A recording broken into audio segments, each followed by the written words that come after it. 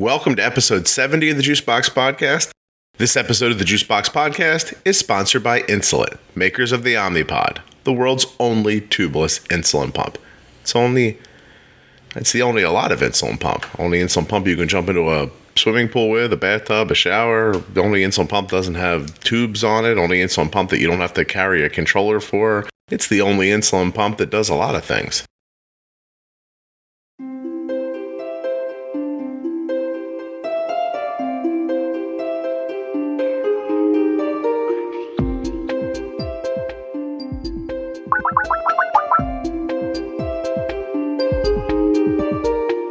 In this episode, I speak with Sharon. Sharon has been a D-mom for over 4 years. Her daughter, Alissa, was diagnosed around 2012. And I have to be honest, this was one of these conversations we just started and to see where it would go. And it went in a lot of cool places. So, number 70 with Sharon, Alissa's mom.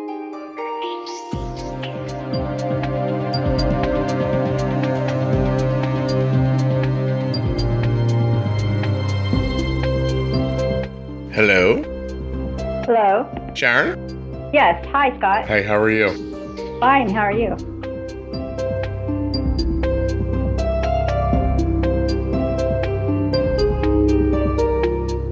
Our neighbor was watching her at the time. She would pick her up from school and watch her till we got home from work. Both my husband and I work. Mm-hmm. And she always made comments that she wouldn't, she never drank much. They'd go out and go to the park and do things. And then all of a sudden, she started drinking a lot. I said, yeah, I'm noticing that too. So I called our daughter's pediatrician. Yeah. And I said, look, I think we have a problem here. Something's going on. They said, oh, no, she's fine. So after a few weeks, I started researching on the internet. And that's when I found I was pretty much hit like a ton of bricks because I was pretty certain she had type 1, and I never even knew what type 1 was. Yeah. So I called our pediatrician up, said, hey, I think my daughter has type 1. We need to come in and see you guys. And they said, hold on a second. And they went and checked her charts, said, oh, she was seen a few months ago, and everything was fine. We don't need to click.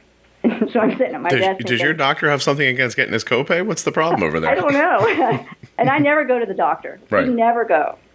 Unless, we have to be pretty sick to go. So it's not like you're calling him constantly and wanting to come in. No, never. Yeah, right. And so I'm sitting here thinking, this is unreal. I'm sitting at my desk. So 30 minutes later, I'm like, and I just knew, the core of me knew she has this. I just, without a doubt. So when you looked online, I assume you first were looking about like consistent thirst, but then did you see other things and started recognizing that you were seeing those too? Yes. Okay. Like what?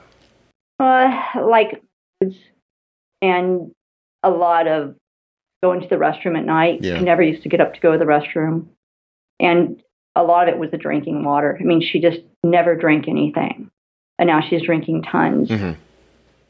Just like insatiable, couldn't get enough of it. Yeah, insatiable. Yeah. She said, like our neighbor said she'd go to the park and said, she was so thirsty she wanted to drink my Diet Coke, and I let her have it, and she drank the whole thing. And I thought, wow. Just... From not being able to talk her into drink. So now do you get the doctor? Do you talk the doctor into letting you come in? So I called back a half hour later, and I said, look, I know there is something wrong. We need to come in. And this was like 3:30 in the afternoon. And they said, okay, your doctor's out, but you could see one of the other ones here. Come on in. And when we walked in, I think he smelled, her breath. I think he could tell right away. And I saw his face change immediately. Yeah. And I saw the look on his face, and I knew right then that it was true.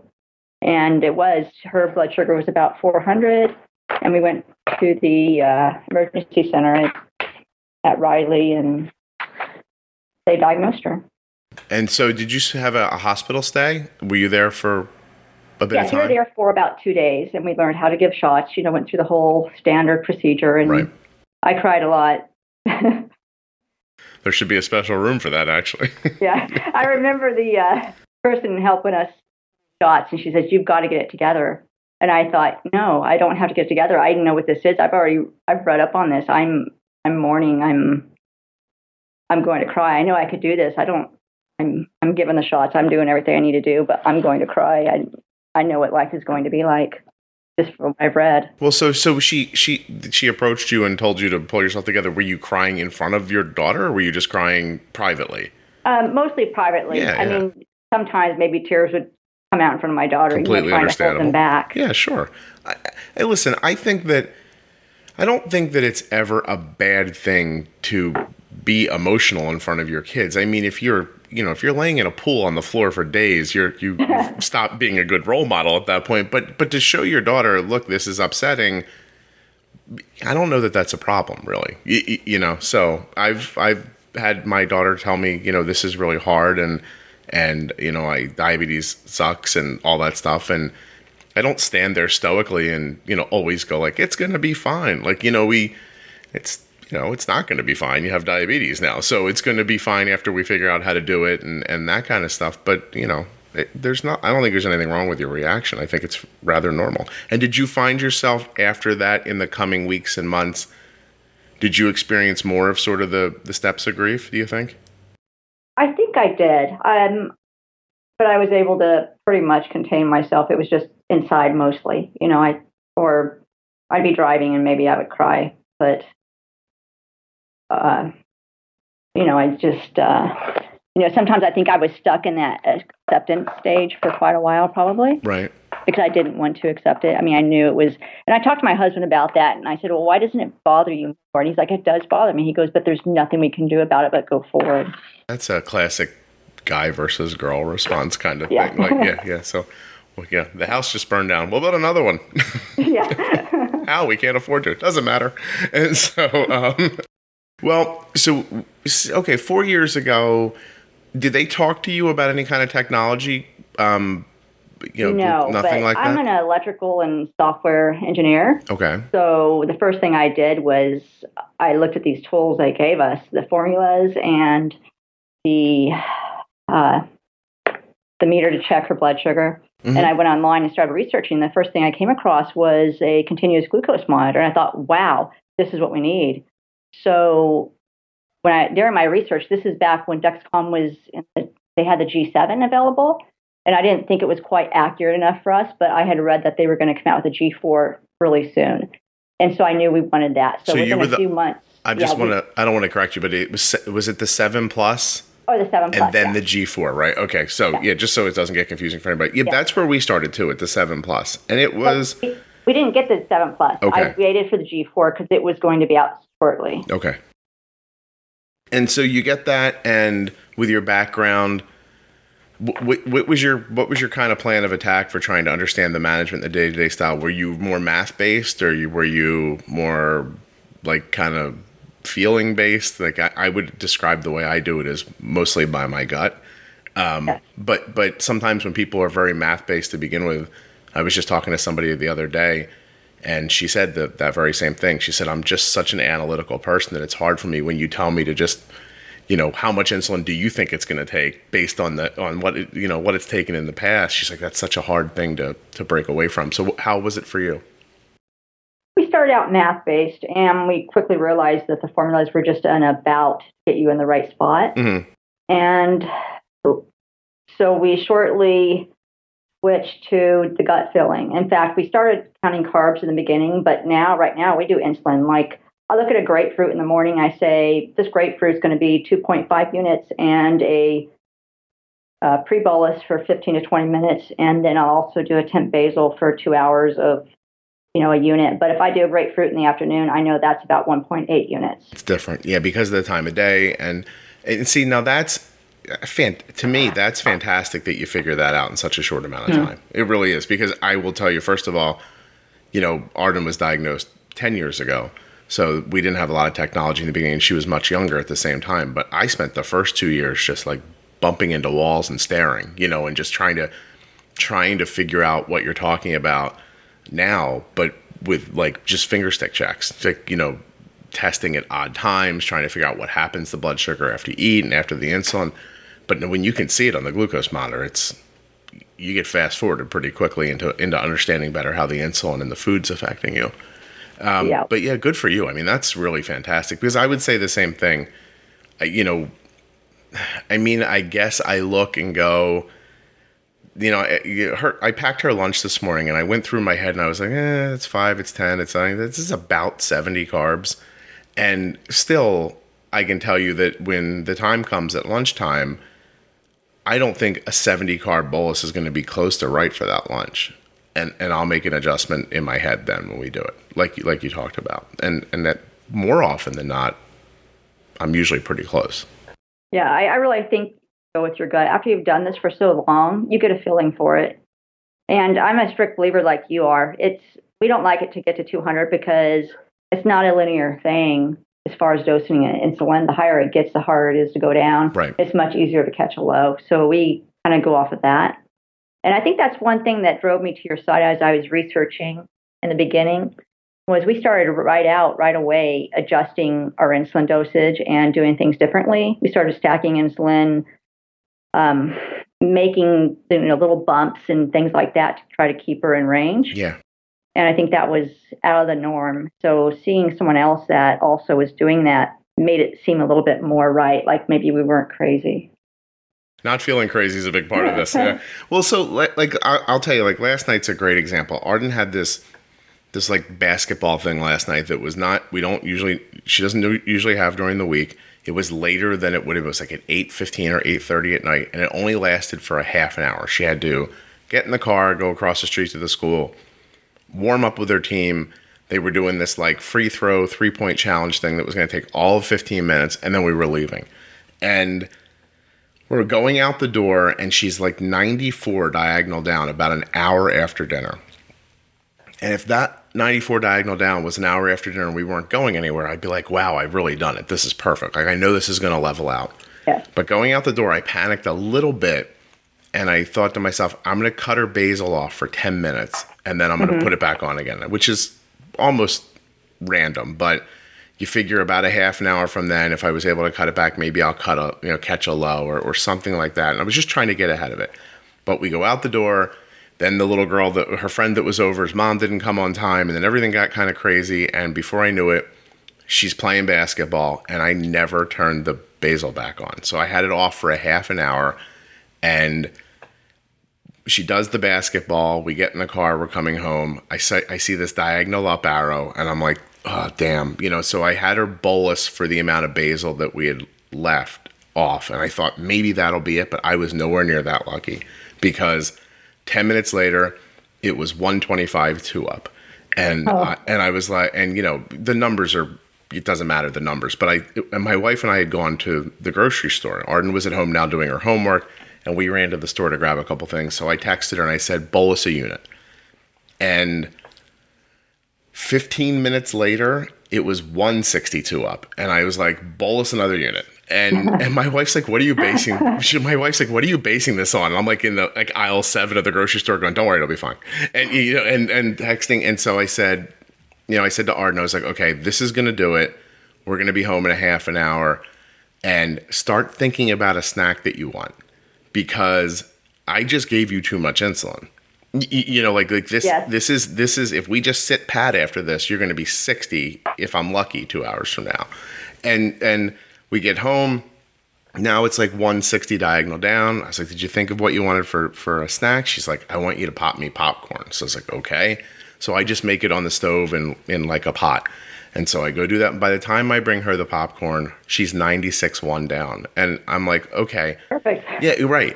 So that's perfect. But the bigger point is that in the course of an hour, it sucks that we missed and that her blood sugar was going to jump up. But her blood sugar jumped up and went right back again in an hour. And had I just been cautious about that bolus, say I would have done the first unit and stopped, then I'm pretty certain her blood sugar would have went to 250 and I would have ended up giving her more insulin at that point. Yeah. And the higher it gets, the more insulin it needs to come down. You use more units. I really believe that's my finding with her is, and I, like you said it, which was really cool to hear you say something that I've said, but high blood sugars are difficult to affect. They take more insulin than you imagine. You get a little scared because you don't want to do too much. So you almost nickel and dime it for 3 and 4 hours before you finally get it to come down. And it still doesn't get to where you want it to be. But a 96 straight down, timed correctly, took a few handfuls of popcorn and, waiting 15 minutes. And Arden slept last night, all night. Her blood sugar was very steady around 112 all night. Like she just, the popcorn went in, it caught her and we were good. But again, without a glucose monitor, I'm not nearly that brave. I wouldn't know how to even make those decisions if I couldn't. I totally agree. Yeah. I mean, we would have a different, like, we're very comfortable with 80s and 70s, and especially when we know there's not a lot of insulin on board. And, we're fine with that. But if we didn't have a glucose monitor, we wouldn't be quite so brave. No, and to the point is, I saw a picture on Instagram yesterday, and somebody took a picture of their meter, and the blood sugar was 82. And the caption was low blood sugar, and I was like, I thought the caption was going to be perfect blood sugar, and but then you realize, like, this person doesn't have a glucose monitor, so she thinks she's low, or she feels that at 82 feels low for her because of the fear of getting lower. Not that 82. I mean, unless you don't feel well at 82, but. I'm with you. If Arden's blood sugar could be 82 all night long, I'd be fantastic with that. I mean, she was 112 last night. That's just because I didn't wake up. There was no alarm, so I slept right through. But had I woken up at 10 o'clock and she was 112, I might have nudged it a little bit. You know what I mean? Like the tiniest little bit. It was so steady. Like, what if I could get this? What if I could get this to drop to 95? Like bang bang, just the tiniest little bit of insulin. So. And so how is that overall working for you? Are you seeing A1Cs that you're happy with? Do you see a lot of lows? Yeah, so her A1C is usually in the high 9s to low 7s. And I attribute that to probably, it could probably be a little better, but we haven't quite worked out the school thing. Okay. So back when she was diagnosed, she was around 8, and we first started counting carbs, and her teachers would count it, or she would help out. Mm-hmm. And she would go to the nurse and get a shot. And one day when she was 8, she came home and, nothing big was going on, but she walked up and she says, Mom, she goes, I don't want to live like this. If I have to live like this, I don't want to live, and it really got me. So we had a long talk. And I think it came down to, she explained at school that she would go to the nurse, maybe wait 10 minutes for a shot, and she'd go back in, and her friends were all sitting together. She'd have to sit at the table with the boys, and then she would eat lunch, and she'd be late going out to recess. And I realized this is not for her, what we're doing. Right. So we immediately changed things.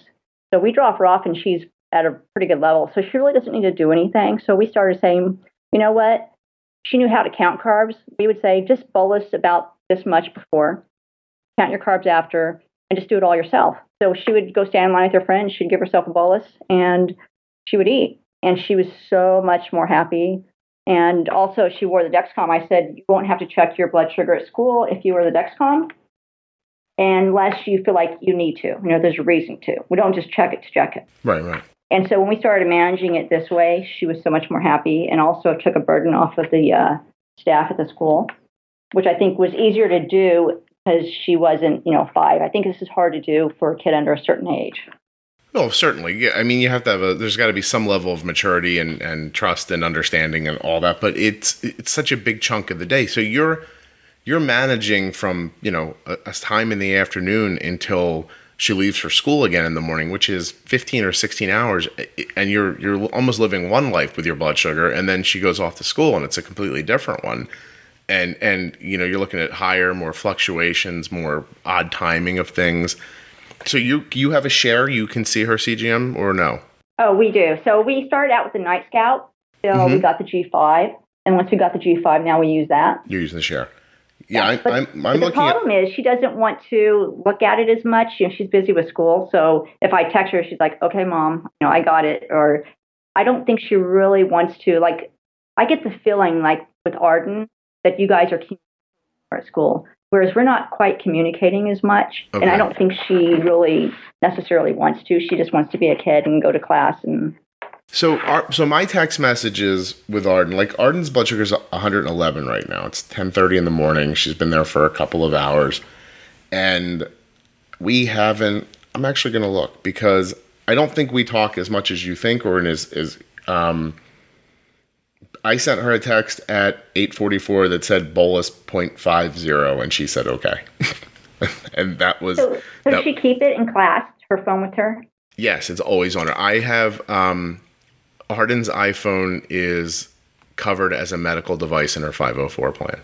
Okay. So my daughter does keep it, and she goes to a private school, so they're very good at letting her do these types of things. Mm-hmm. I think my daughter's resistant. I don't think she wants to have her phone out and be different.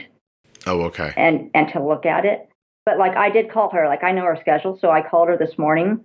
So she had an egg and sausage for breakfast, hardly any carbs, and she hardly ate any of it. And then she was 156 going up she was flat at 156. I gave her 0.4 units. I went to work before I came home to talk with you, and then it went up to 198. So right between next class, I called her and she texted me, "I bolus, Mom. Don't call me. I'm in class." Yeah, and see, and listen, Arden's going to be 12 this summer, and there's a little bit of that. It's yesterday I wanted to bump her blood sugar. It was like 135, and I texted her. And she didn't answer. And she didn't answer for like 40 minutes. Now, I could have gotten her attention. There's ways you can send like loud signals to the phone and stuff like that, or I could have called or something. But I just thought, I'm not going to bother her. Her blood sugar is 130. She'll see the text at some point and we'll do something about it. If the blood sugar was more out of whack, then I would have persisted and got her on the phone. But I would send a text like, hello. And then, 10 minutes later, I'd be like, Arden, and it was going like that. And when she answers back, it's what? And they're all kind of capital letters. And I responded back. I said, well, I've been texting you for 40 minutes. Okay. I thought you had this perfect back and forth. No, please. Because they're little kids. She's like, I said to her, I remember texting her. I said, are your ringers up? Or is your volume on? Because sometimes she'll like mute her phone or something. And she's like, no, they're all on it. It's just really loud in here. And I was like, okay. I mean, it's fair, But at the same time, I've been in that situation where she doesn't hear it in class. And I go into the Find Your iPhone app and send a signal to her phone, which like makes it alarm. And that she's really not happy about. She doesn't like that at all. And I'll just say to her, I'm like, look, I get it, but whatever. Just like get over it. This is the situation, because if you don't like this, then we're back to you going down to the nurse at certain times of the day and checking in and having her. You don't want that. And she's like, no, I definitely don't want that. So I think it's a lesser of evils for her. It is. And like, I was glad I called. Maybe she would have got the text and did it anyway, but she doesn't always respond. So I just need to talk to her about that. That way she knows I won't keep pinging her. But I was glad because she got up to 198 and now she's back to 107. Yeah. And so when she goes to lunch, it's going to be great. Because if you start off at 200 at lunchtime, you'll end up in the 300s. You start off at 100, she may bump up to 160, 180, but it's much better. Especially because they're at school. Because I'll admit this. If Arden was 200 before school, before lunch at school, I'd be heavy-handed, but not as heavy-handed as I would be if she was home with me. I don't want to I don't want to dump a bunch of insulin on her at lunch to affect the 200 and for the food, and have her not eat all of her food and not tell me or something like like that. I wouldn't want to leave that open to luck, I guess. But yeah, I mean, it just makes more sense. The contact makes more sense. Like Arden's A1C is going to go up at her next test. Like I know it is. She's heading into puberty pretty strongly. Mm-hmm.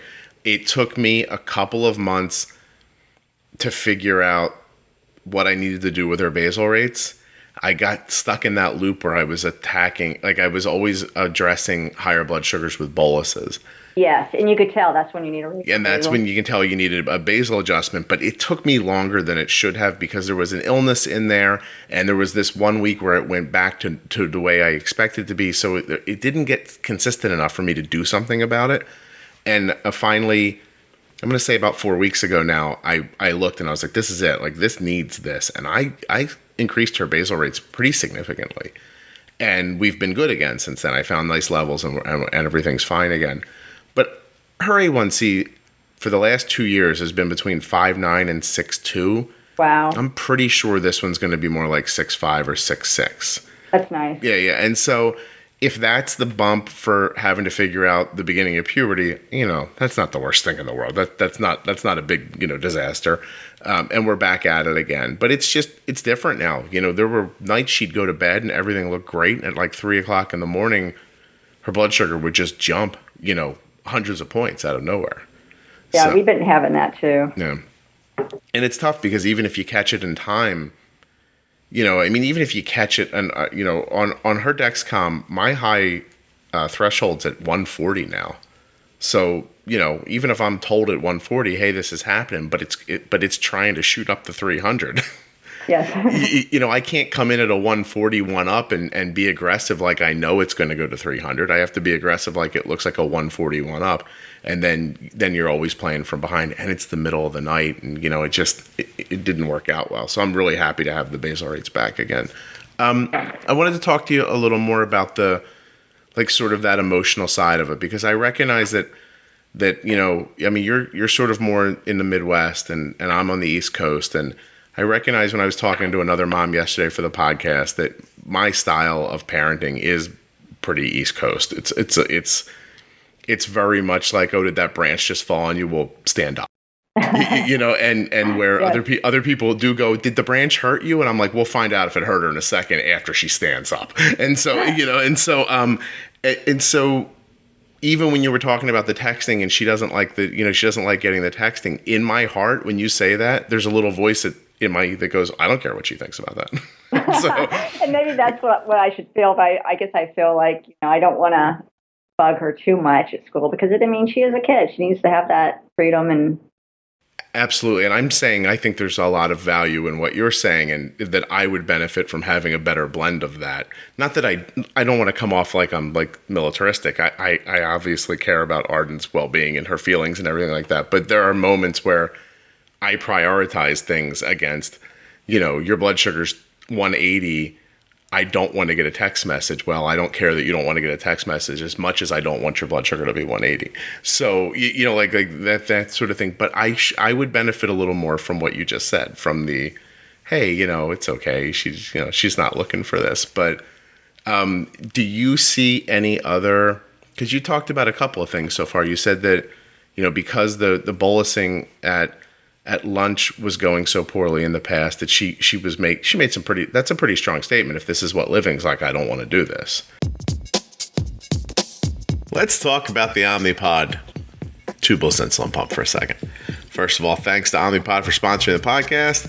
And thank all of you for going to myomnipod.com/demo and getting a free non-functioning but demo pod kind of deal that you can, put on and check out and wear. I have received so many emails and photos from you guys recently in the last month or so, like, hey, look at my demo pod, it's going great, we're going to go switch to the Omnipod. So many emails, we're switching to the Omnipod, we're getting the Omnipod. So thank you. Thanks for supporting the podcast. But in general, it's not about that. It's about you guys living life untethered and having the ability to jump in a pool or do anything you want, split second, not carrying around a controller.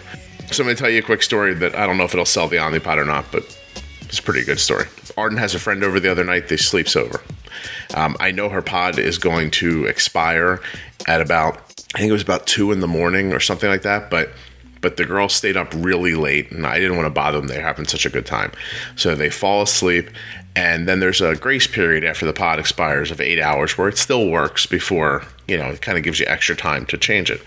And at the end of the grace period, the girls are still passed out asleep in the middle of the morning, and I have to change the insulin pump. So here's what I do. I get the pump all ready. I put the insulin in and I prime it and everything. I do that outside of the bedroom. Then I sneak in, like slink in. I have a washcloth because, clean the area up. And it dries. I adhere the pod on, push the button, it inserts. I'm going to go past the ad music. And I take off the old pod. And Arden kind of opens her eyes and she looks at me. I said, I'm just changing your insulin pump and I don't want to wake up your friend.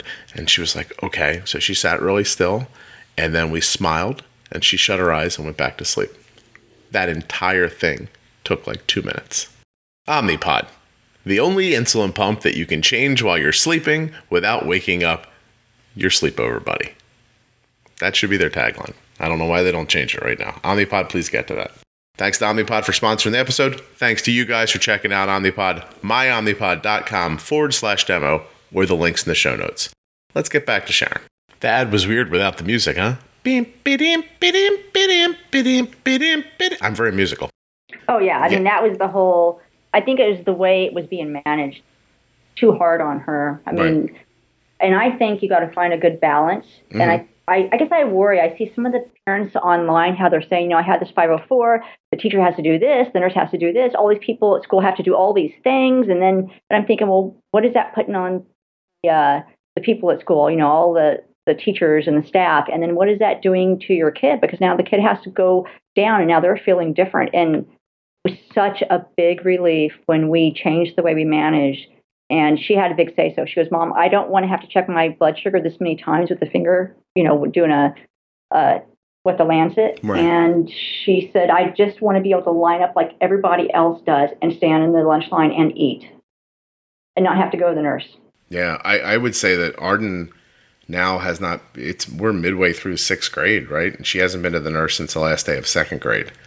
Yeah, that's about when we quit, right around 2nd grade. And she would I think she'd be mortified if she had to go back and forth to that nurse's office like that. So listen, so you said something kind of important I want to go back to. You said you see online that people seem to be overly, in your opinion, kind of like overly prepared. And I think that's just, I think it's this. I think online's a bit of a microcosmos, and I think that it attracts a lot of newer diagnosed people or people who are still struggling to find their way or their balance or whatever it is, which makes complete sense to me. And I think it's a fantastic tool and resource for those people. But if I look back, if I can remember back far enough to when Arden was, going into kindergarten, I was probably like that too. I was probably, like, hey, this is the 504 plan, you have to follow. And when she was in kindergarten, I made them, I made an aide, an aide had to go retrieve her from class and take her to the nurse's office. And when she went out to play on the playground, the aide had to go with her. Like, she didn't stand next to her, but she was on the playground kind of looking over her. Yeah. And that ended up being necessary when Arden was 5. But then the next year, when we went back into the 504 plan, I was like, look, you don't need the aid anymore. Like, you can let that go now. And I think that what you're not seeing and what we all don't see when we're online is that I bet you that a lot of the people you're seeing who look very, what's a good word? Overprotective, uptight, like one of those adjectives in there, right? That appear like that. I bet you if you went and found them 18 months from now, they wouldn't be like that anymore. But the thing is that 18 months from now, they're not online anymore about diabetes. They're back to their lives, and I think that's one of the really kind of beautiful things about it. Like, my blog's been up for a really long time, and people come, I recognize names, and they're around for 3 months, for 6 months. And then there's this day where you just get the feeling from them, like they've soaked up enough information and they don't want to spend the rest of their lives online talking about diabetes. They want to go back now, take what they've learned, and live a regular life. And that makes me happy. I mean, I like that. It's tough because you got to find new people to read your blog all the time, but there's no shortage of people getting type 1 diabetes, sadly, so that's not such a problem. But it's interesting to see that online's almost like a place where it's like you're a sponge and you show up rock hard and dry and you get full, and when you're full, you leave. And I think that's great. But when people are looking, you can get you only get one angle of the view, I guess. Does that make sense? No, that makes total sense. I mean, I totally see that. Yeah, I agree. But in the same moment, it's tough because when you're slightly ahead on the curve from someone else, and you really do have that benefit of time, you feel like you should reach back to them and say, hey, I know you're upset right now, but trust me, you're not going to feel like this next year. Like, relax a little bit. But there's no good way to say that to somebody. And then, so do you get that feeling? Because it happens to me too. You see somebody in a panic that probably doesn't need to be. It hurts you a little bit, right? It does. And sometimes you don't know, you want to say something, but you don't know what to say because you realize you've been there and it's hard to know what to say. Yeah, and because it takes time. Yeah, and how would those words, even if you pick the perfect words, would they be accepted correctly? And I talked yesterday with another person, and I don't know in what order these are going to go up, but we brought up a situation, and we didn't really speak about it with much detail, but where somebody was kind of making the claim that there was this event that happened and their kid's life was saved. And when I looked at the blood sugar that was involved, I was like, I don't know. That's not I mean, it's not a good blood sugar, but it wasn't dire. No one was about to die, Yes. and right. And I think that if you take that same person and put them in that experience 5 years from now, they would not say that this child's life was just saved. They would say, my kid got low and drank a juice box. So a lot of it's perspective and how much time you're involved. And it's completely understandable until you go through terrible situations like that enough times that you recognize how to handle them without panicking and without thinking they're more than they are. That I think that response is completely reasonable. I've certainly had thoughts in my head like, wow, I just saved my daughter's life with an Oreo. But, now I look back and my 10-year-old, much older self looks back and goes, I probably didn't save her life with an Oreo. so anyway, so now that your daughter's got a different management plan at lunch, is her overall emotional state, is it better than it was now?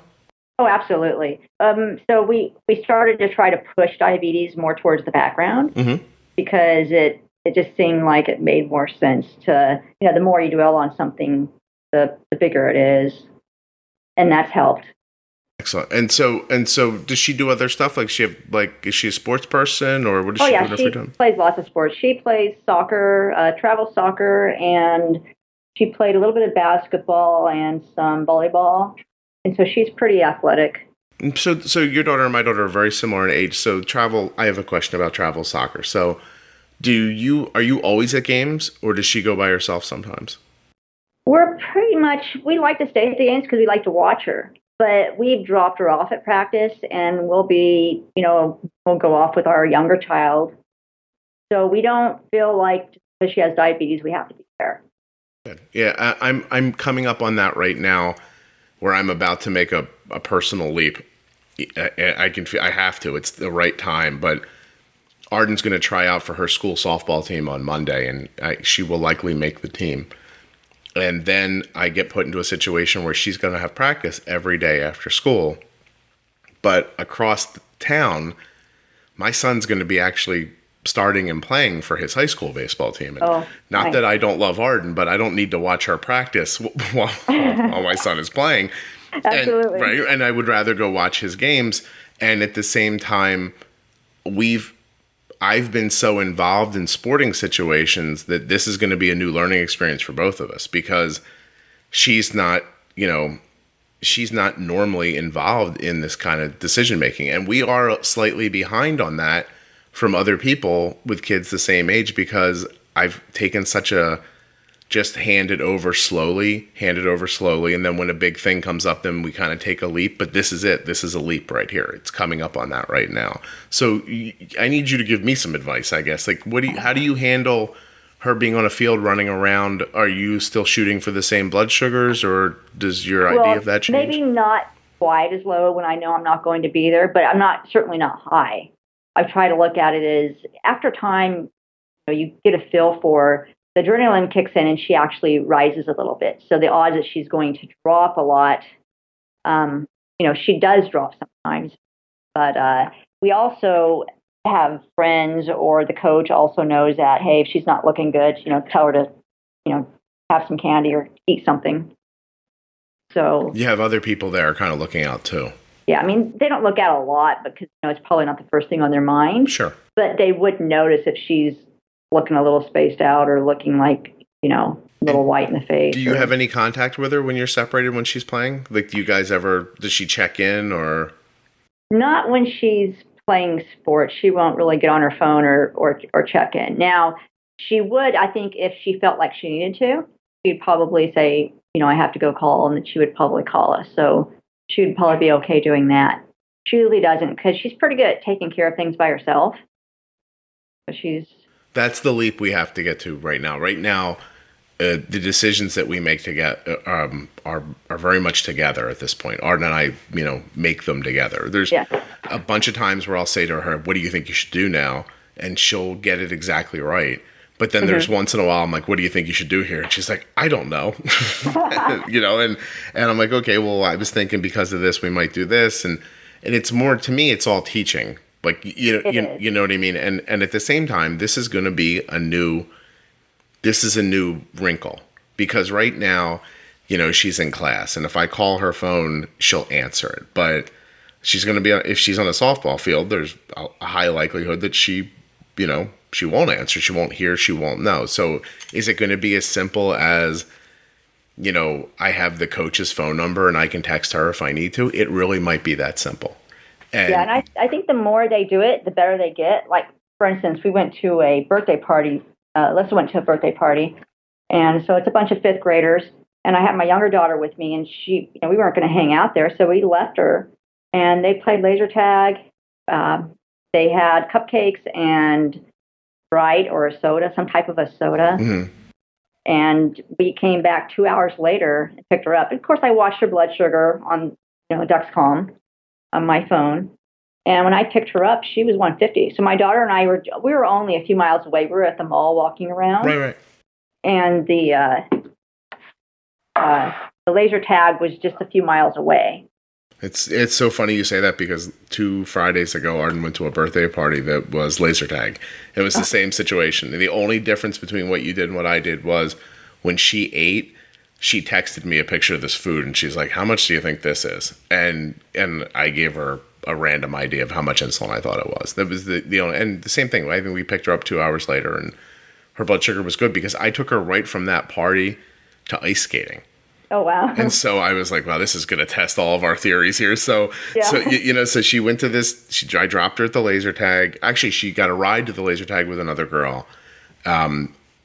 We had, her blood sugar was really good going into it. It was like 96. And she went in there, and then it was, "Hey, Dad, there's going to be pizza in a couple minutes." And I was like, "Okay, bolus." I said, "You're going to eat like a whole slice?" And she said, "Yes." And I said, "Go do 30 carbs then." And then, I watched, I didn't watch, but I didn't get any alarms. So we were good. I think I was here cooking, like back at the house. And then it was an hour later, and she's like, "There's desserts coming out." And she sends me this picture of like this big cupcake. And I was like, "Is that like," and I remember texting back and saying, "Is that bigger or smaller than your fist?" Because, it's just a photo of it. I was like, "I don't know how big that is." And then I said, "Can you eat that whole thing?" And she goes, "Probably not."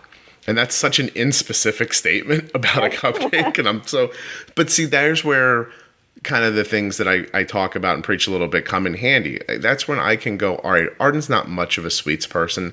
It's not like she's going to want to clear all the icing off the top of it and just eat that. She's going to have a little bit of that icing, and she's going to eat probably 3/4 of the cake that's underneath of it.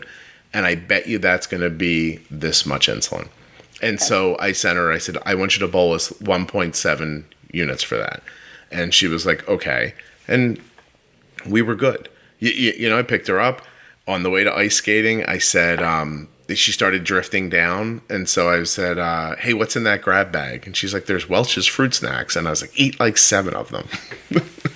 And I said, "And then twist them up and put the rest of them in your purse." And she had a juice box with her. And then I dropped her off at ice skating, and they went in and ice skated for 2 hours. And then they were home. She was gone from 5 till 10. Oh. And in between, there was ice skating, laser tag, cupcakes, and pizza. I don't think her blood sugar ever went over 140 or under 80. Wow, that's nice. Yeah, so, but that's time. It is time. Yeah. I remember when I picked up my daughter, she's like, "Yeah, check out my blood sugar, Mom." She goes, "I think I did better than you do." You know what? Be like, "Great, don't get too boastful about that, because I'll back out of this job quite easily." I'd be happy to be done with this.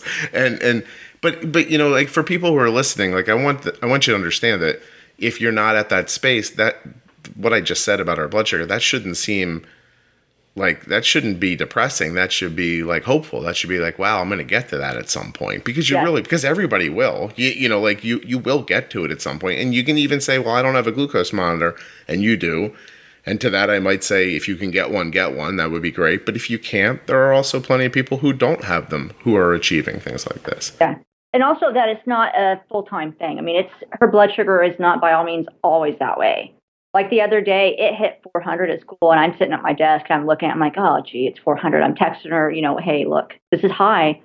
And she says, "Mom, I've been dosing, and it's not coming down." And so finally, it went down below 200. I picked her up, and I thought, okay, we've got it under control.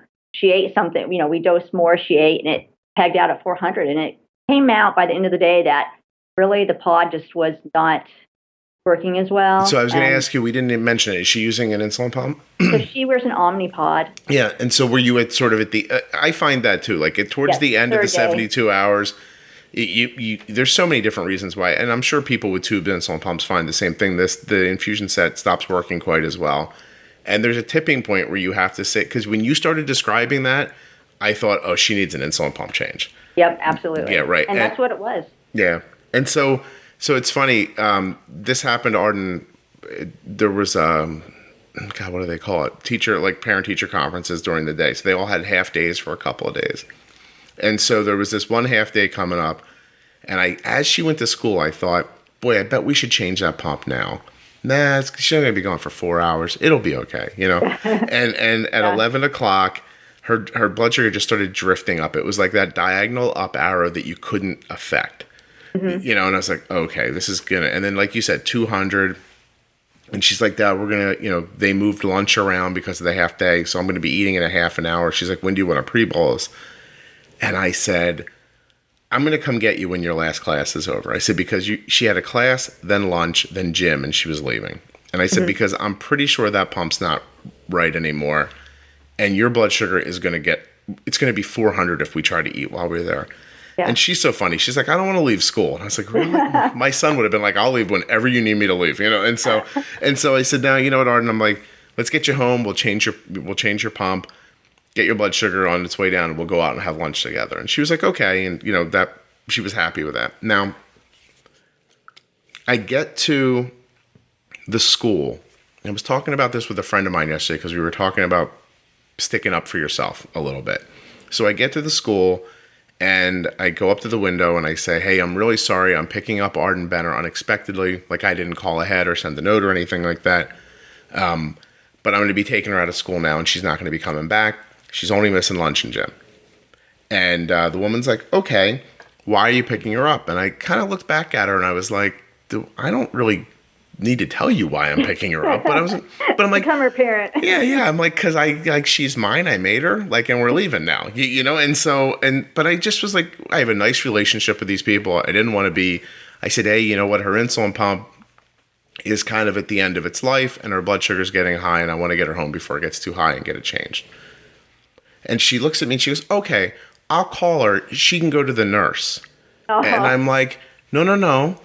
I've already texted her, first of all. She's going to come directly here instead of going to lunch. And we're going to leave now. Well, I'd really like the nurse to see her. And I looked at her and I said, I got to be honest with you. I don't care what you want. So I pointed to the list. And, of the people signing out, there was a little kid's name ahead of mine. And, I won't say the kid's name, but, I said, well, this little girl here, Kathy Jones, did her mother have to tell you why she was taking her daughter out of school? Yeah. And she goes, no. And I said, well, it says here she was going to a doctor's appointment. Did she visit the nurse before she left? And she goes, no. And I said, I don't understand what you're saying to me then. Why do you want her to go to the nurse? I don't want her to go to the nurse. I said, look, if maybe this is a misunderstanding, a diabetes misunderstanding. Arden is not in any dire situation. She's fine. We just need to go home and change her insulin pump. And because of the timing of the day and their classes that are left, she's not coming back. If the day was a full day, I would have probably just brought a pump to school and we would have just changed it there in the nurse's office. And so she gets very insistent. She said, well, I'm going to have to get the principal. I was like, I don't care who you get. I'm like, when she comes to the office, we're leaving. And so the principal comes out. I explained it to him. And he understood. And he was like, no, whatever. It's fine. Have a good day. But I was in the office by then, not just standing at the window anymore. And he goes back into his office. And the woman at the desk comes up to me and she calls my name. And she says, I wasn't trying to cause you any trouble. I'm just trying to do my job. And she's like, I hope you're not upset. And I said, listen, I'm not upset. You go ahead and do your job all you want. I said, I hope you're not upset. I felt like I did what I needed to do. And she's like, absolutely. And it was funny how I realized that we were in this interaction that she didn't even believe in. She just was doing what she thought she was supposed to be doing. And once we talked about it back and forth a little more, I was like, wow, how interesting is that? If I would have just said to her, okay, do whatever you want, Arden would have gone to the nurse's office, and this would have all been for no reason whatsoever, other than the lovely woman at the front office at my daughter's school thought that's what she should be doing. Yeah, see, I probably would have just said, well, I'm just going to take her out to lunch early. I was very close to being like, none of this is any of your business, so just shut up. But at the same time, listen, Arden's going to be in that school district a long time. I'm not looking to make enemies with anybody, especially over a misunderstanding. But I said to my friend the other day, I was like, that's a situation where just a lot of people would not have stuck up for themselves. Oh, you're right. And it's good to stick up for yourself, but especially... Well, especially because look what was going to happen. A bunch of stuff that was meaningless was going to happen afterwards. Arden's blood sugar went from 200 to 250 by the time she went through the nurse's office. And because you know what would have happened? The nurse would have walked out into the office with Arden and said, hey, you need to take her home and change her insulin. Yeah. And I would have been like, oh, thank you. And I would have been like, why do I have to do I don't know what I would do without you people. Thank you so much. And so it was just, I don't know why I brought that up, but it's very, I guess it's because I've talked to a couple of people this week and who are in the same situation, and they got pushed back from somebody in a position of power, and instead of pushing back, they just kind of went with it. And I just want to say to people, it's okay to exert yourself a little bit, and you don't have to be a jerk while you're doing it either. Uh-huh. Like you can maintain a calm. No one's out to get you. Sometimes it feels like that. The diabetes is already so overwhelming, and now someone else is coming at you. It feels like an attack, but it's just a great example. That woman, she didn't even believe what she was saying. She just said what she thought she was supposed to be saying. So yeah. I don't know. So you said call a lot when you talk to your daughter when she's at school. You say, so you don't text very much? Is it well, more? I text, but she doesn't always text back. So then I may call if I really want her to change, to give herself insulin or something. How involved is your husband in all of this? Oh, he's very involved. So we both work, and in fact, I have to say I'm kind of crabby if I don't get a lot of sleep. So he tends to get up more at night than I do. And that's very nice. And I tell him, I said, don't be a martyr. Maybe I don't want to get 4 or 5 nights in a row, but you don't need to be doing it so many nights in a row. But he's very involved. We change things all the time, and it's pretty. We're pretty equally involved. Yeah, but are you when everyone's in the house? Does it fall to one of you over the other one? No, it falls to, like, if he all of a sudden she's hungry and he's going to give her something, he'll walk over and he will pre-bolus her. And so it's just whoever's there. But we're on the same page. We're very, in tune to each other. And so it's pretty transparent. We just, whoever does it, does it. That's cool. I still find it difficult to hand it back and forth because I find it like if you were the last person involved, like you may have put something in motion or had an idea about what was going to happen next. And then the next person doesn't know that. So that's the part. So you guys are doing great. I was wondering about that because I struggle with that between my wife and I sometimes where, she's like, well, I didn't know you did that. And I'm like, well, yeah. Or I'm like, I didn't know you did that. And then it changes what happens next. Yeah. So we'll just pick up the, the control for the Omnipod. We'll pick it up. We'll say, oh yeah, you must have dosed her for. Or I'll ask him, hey, did you dose for dinner? And he'll be like, oh, yeah, I dosed. Or he'll say, did you dose? No, okay, go ahead. We'll discuss how much to give, and we'll move forward. So it's very, just a back and forth communication and very quick.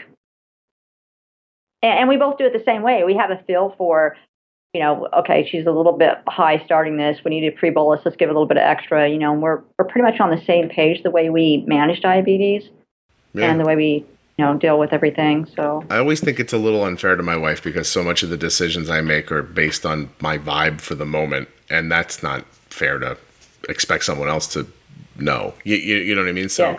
I always find like she's a little at a disadvantage when that happens. Yeah, but that's because it sounds like she's at work sometimes and you're doing some of this, so she can't have as much of a intuition of what's going on. Yeah, absolutely. So it's just the way it is, but I don't think it's...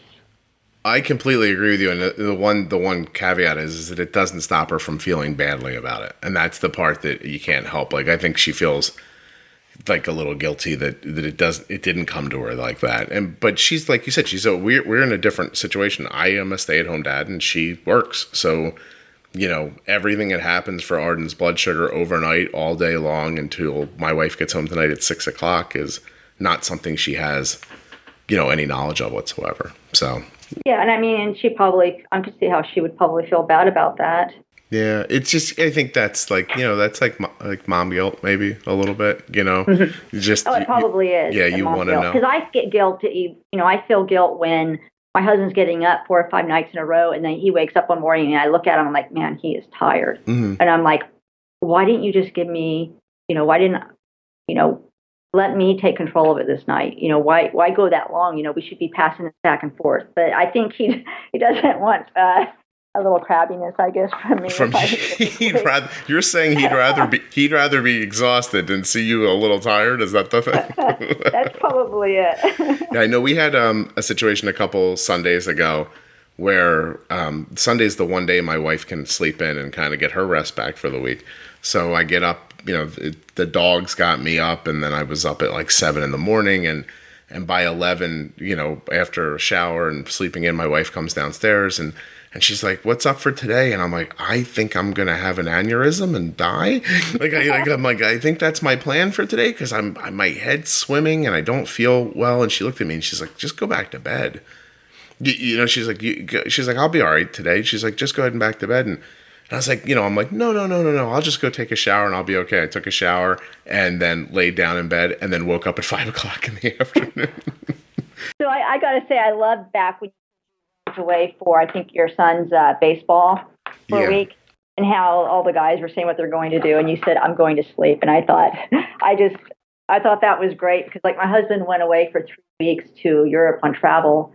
And so I was doing this up, I was up one night like 5 times every hour and a half. Right. And, I so related to your, I'm going to sleep. I'm serious. When we're here, I'm going to sleep. And I just thought that was hilarious. They were so excited. I'm going to do this and I'm going to do that. And I was equally, if not more excited about the concept of going to sleep. Yeah. To the point where my son had to come to me one day and it's like, "We're not just going to like play baseball and sleep all week, are we?" And I was like, no, I'm okay. Like, it'll be good. And and I was at a deficit. It had been a really long time. So I was surprised at how much better I felt when it was over. I really couldn't believe that you could be that exhausted and not really know it completely, so it almost felt like addiction. Like you slide into it slowly. You don't know how much it has a hold of you, and you're now accustomed to living at this deficit. And so you're not even aware it's a deficit anymore. I had like jello in my brains by then. So. Oh yeah. I mean, I remember there's been times where like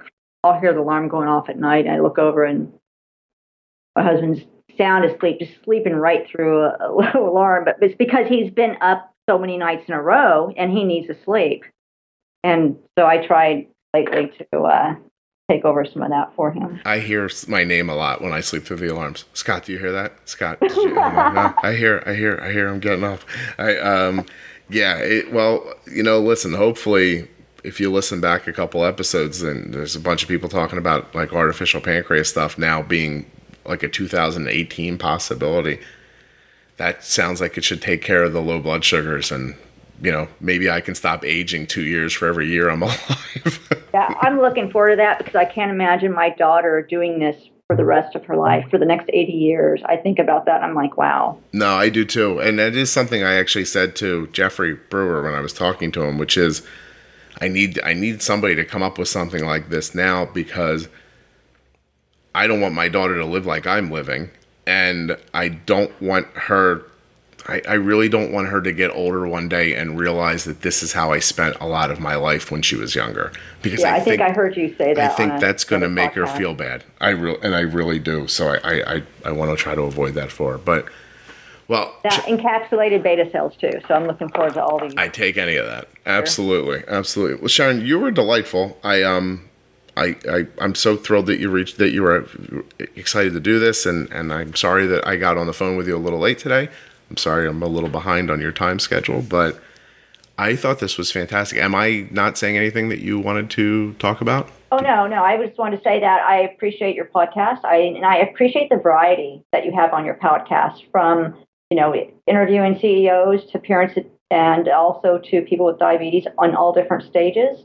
And it made me think differently about, that I know I'm at a particular stage, but there's others at all different stages. And I appreciate your variety. Oh, that means a lot to me. I appreciate your words. Thank you so much. I just do it the way it occurs to me. So I'm glad it's working out for you, because I even as a blogger, I'm terrible. Like they say, like, oh, you should blog on this day, and I'm like, I can't do that. I can, when I have something to say, I can say it. And I kind of try to do the same thing with this. What makes sense at the time, and just is more about how I'm thinking about the diabetes. So maybe it's just matching up. Maybe we all kind of think about it the same way and are in the same seemingly random pattern that's maybe not all that random. So I'm thrilled that you're enjoying it, and I'm thrilled that you're on it, because now your stories will do the same thing for somebody else. So thanks for having me on. No, thank you so much. I hope you have a great weekend. Okay, you too. Bye. Bye-bye. I have to say, from a podcast episode that started with let's see where it goes, it went in a lot of great places, and I think it turned out really well. Sharon was fantastic. Let's thank her, and send our best to her daughter and her family. All right, what else here? Oh, nothing you hear on the Juicebox podcast should be considered advice, medical or otherwise. I have a frog in my throat now. Do I re-record that, or just I'm probably going to let it go? Let's be honest. Thanks to Omnipod for sponsoring this episode of the Juicebox podcast. Please go to myomnipod.com/demo to get your very own demo pod. I mean, you just kind of like plug in your name and your address. There's no obligation, and they send it to you. I mean, that sounds easy. And then you're like, you put it on and you go, wow. So insulin pumps don't have tubes? Not all of them? Well, this is cool. Hey, also, Omnipod's on the social medias now. Check them out on Twitter and Facebook, my Omnipod. I'm on Instagram, Facebook, etc. thingy, Twitter, Facebooky thing. And that's at Arden's Day or at Juicebox Podcast. Been a lot of great reviews you guys have been leaving on iTunes lately, and I want to say thank you for that. The last one almost knocked me over, just was wonderful. And it's really cool to hear that the podcast is doing what I intended it to do. I hope you enjoyed this one, and I'll see you next week. Oh, here comes Basil. Basil, anything to say, buddy? Come here. Would you like to snortle into the microphone for a second? Hold on, let me move it a little closer. There you go. What do you got? Yeah, anything else? Really? That's interesting. One more time, just for everybody. You should see his little tail going. It's crazy. All right, see you guys next week.